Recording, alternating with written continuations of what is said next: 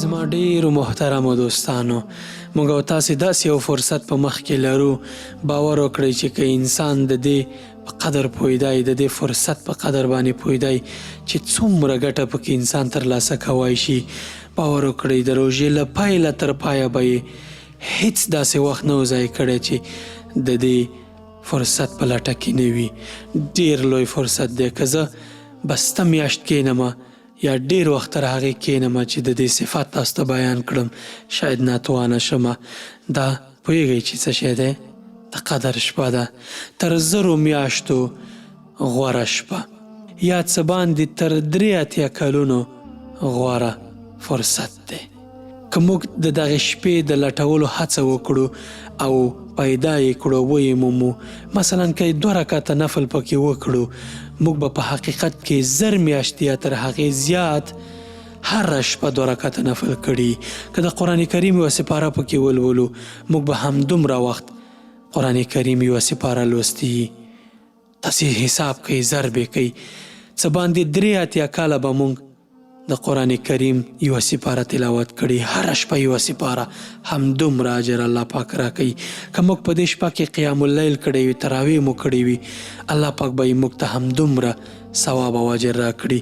که مو صدقه پکې ورکړي، الله پاک به یې موږ ته د 83 کاله یا څه باندې تر هغې د هرې شپې صدقه ورکولو اجر راکړي. باور وکړئ، نه یې شي انسان حسابولی او نه یې شي اندازه کولی.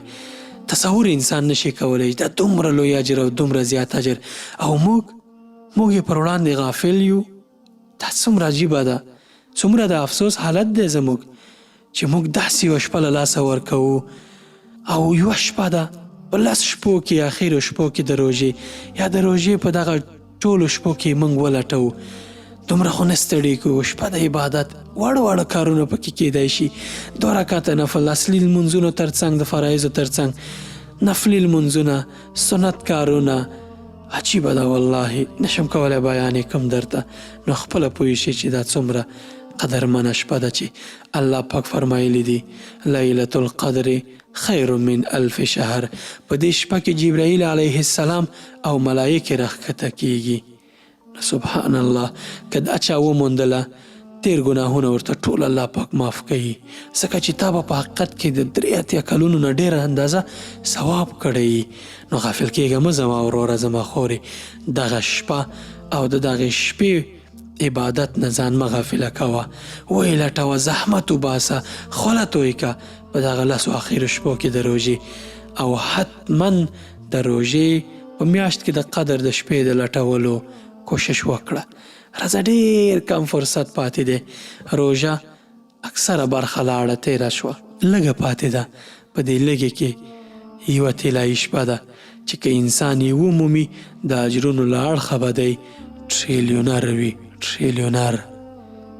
له ابو هریره رضی الله عنه څخه روایت دی چې رسول الله صلی الله علیه وسلم وفرمایل، څوک چې د قدر په شپه د ایمان له وجې او د ثواب په نیت په لمانځه ودرېږي، د هغه تیر ګناهونه بخښل کیږي. او څوک چې د رمضان میاشت د ایمان په وجه او د ثواب په نیت روژه ونیسي، تیر ګناهونه یې بخښل کیږي. سبحان الله، څومره غټ فرصت.